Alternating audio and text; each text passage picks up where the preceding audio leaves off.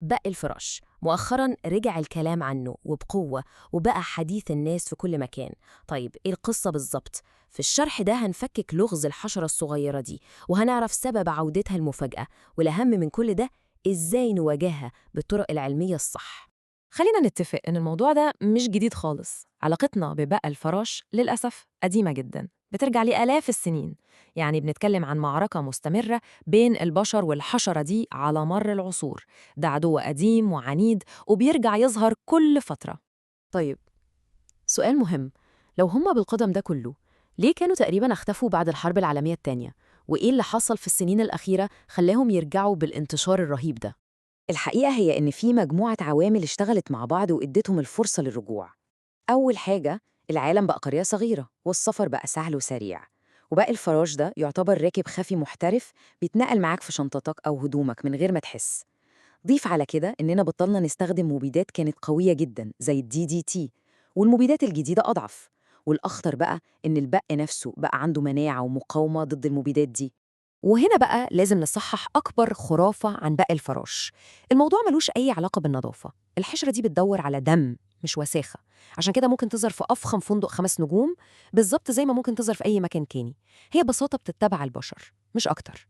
بيقولوا اعرف عدوك، وعلشان نقدر نواجه بق الفراش لازم نفهم هو ايه بالظبط وازاي بيفكر وايه نقط قوته وضعفه.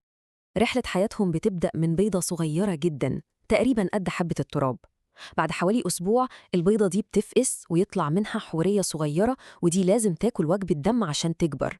بتكرر العملية دي 5 مرات، وفي كل مرة محتاجة دم عشان تطور للمرحلة اللي بعدها، لحد ما توصل لطور الحشرة البالغة اللي بتقدر تتكاثر.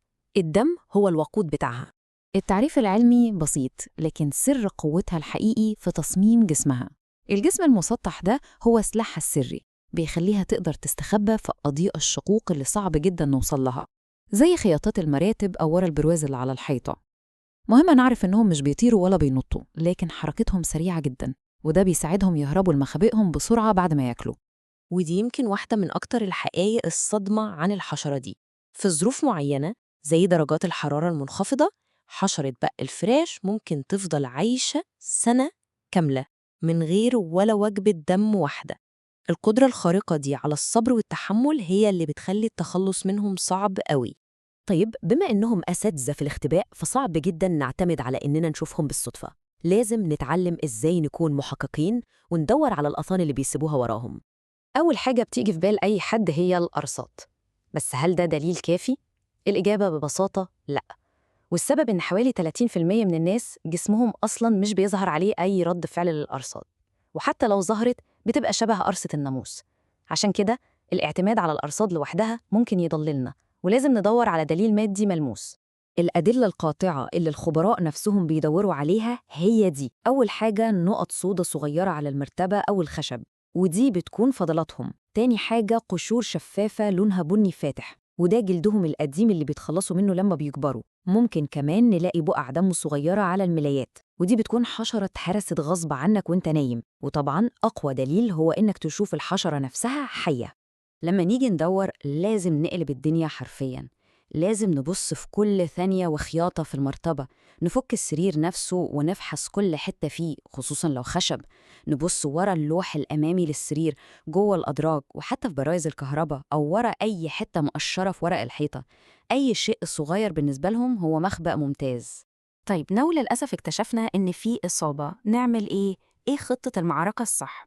هنا مهم قوي نفرق بين الخرافات المنتشرة والحلول العلمية اللي بتجيب نتيجة فعلاً.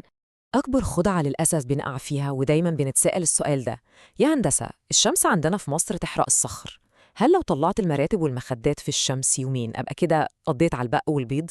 وللأسف الإجابة القاطعة هي لأ. المراتب والمخدات دي مواد عازلة للحرارة، يعني الشمس ممكن تسخن السطح لكن قلب المرتبة من جوه بيفضل بارد. والبق ذكي بيحس بالحرارة وبيهرب يستخبى في العمق. فبكده الشمس مش بتموت البق، دي بتعمله إعادة توزيع وتخليه ينتشر أكتر جوه المرتبة. نفس الكلام بينطبق على الحلول الخطيرة زي قنابل الحشرات، دي بتخليهم يهربوا لباقي الشقة. طيب إيه الحل الهندسي والعلمي؟ الحل في استخدام الحرارة بس بطريقة مدروسة. الشركات المتخصصة زي الشركة المتحدة للخدمات البيئية وتنسيق الحدائق بتستخدم أجهزة تبخير حراري بتضخ حرارة محسوبة بتقدر توصل لقلب الأثاث نفسه، وكمان أجهزة التسخين الكامل الغرفة اللي بتحول الأوضة كلها لفرن وتقضي على أي حشرة مهما كانت مستخبية. والجدول ده بيوضح العلم ورا الموضوع. علشان نقتل البق وبيضه محتاجين درجة حرارة ثابتة ومنتظمة توصل ل 48 أو 50 درجة مئوية جوه المرتبة نفسها، وتفضل مستمرة لمدة ساعة ونص على الأقل. الشمس مستحيل تحقق المعادلة دي، لكن الأجهزة المتخصصة بتوصل للحرارة دي وبتضمن إنها توصل لكل ركن، وبيتم مراقبتها بموازين حرارة رقمية عشان نضمن القضاء الكامل على كل أطوار الحشرة وخصوصاً البيض. وهنا في نصيحة عملية جدا: كل الهدوم والمفروشات الخفيفة والستاير لو اتحطت في الغسالة على برنامج سخن، أو الأهم في مجفف الملابس على أعلى درجة حرارة لمدة نص ساعة، ده كفيل يطهرها تماما. يعني الشمس ممكن تنفع للملابس الخفيفة، لكن للمراتب والأساس والبيض الموضوع محتاج هندسة حرارية. لو عندكم أي استفسار كلموني على 0106 058 1001. في نهاية تحليلنا ده، خلينا نلخص تاني الأسباب اللي بتخلي بق الفراش خصم عنيد وصعب بالشكل ده. يعني هم عندهم عدة بقاوة متكاملة، بيعرفوا ينتشروا وبيعرفوا يستخبوا وبيصبروا على الجوع، وكمان جسمهم بيقاوم السموم. عشان كده أي محاولة مكافحة فردية أو بتعتمد على طريقة واحدة بس غالباً نتيجتها بتكون الفشل.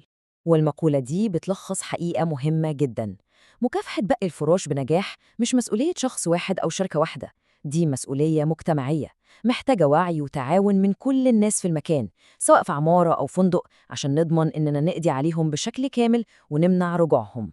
والسؤال ده بيخلينا نفكر في أهم خطوة: الوقاية. في عالمنا اللي السفر والتنقل جزء أساسي منه، الوعي واليقظة هم خط دفاعنا الأول. لازم نفحص شنطتنا دايماً ونكون حذرين مع أي أثاث مستعمل. الوعي بالعلامات والتصرف السريع هو الضمان الوحيد إن الضيوف الغير مرغوب فيهم دول ما يكونش ليهم مكان في حياتنا.